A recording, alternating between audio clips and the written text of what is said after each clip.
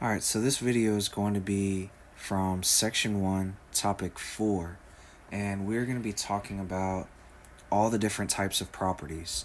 Alright, the commutative property, the associative property, and the distributive property. And this student here is trying to prove their answer. Alright, but the question was marked incorrect, and our job is to identify the error and correct the student's mistake. Alright, so let's go ahead and do that. If we look at step 1 is the proof that was provided is the commutative property. Alright, the commutative property talks about order. So we are going to look and see if the order changed on both sides of the equation. So on the left side of the equation, we have 2x minus 5 plus 3x. And then on the right hand side, we have negative 5 plus 2x. Alright, so these changed places. So far his proof is correct. The order changed, and that is the commutative property of addition. Commutative property can also be applied to multiplication. Alright, so let's move on to step 2.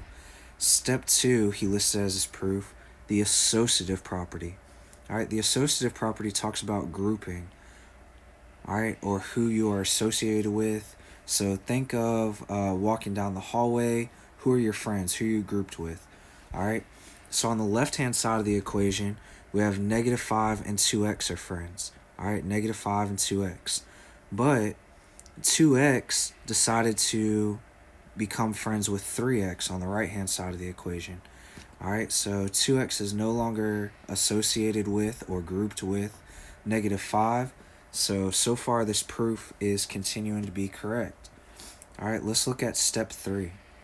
Step 3 said that this was accomplished by the distributive property. Alright, distributive property talks about multiplying a term outside the parentheses times two terms on the inside, and it turns into two binomials. Alright, so that's what we have here. We have x times 2 gave us 2x, and then x times 3 gave us 3x.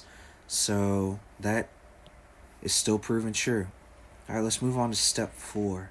Alright, step 4, what we're going to do is see again if the grouping changed. Alright, so let's look at our groups. We have 2 and 3, and 2 and 3. Alright, so that is not the associative property. What happened here?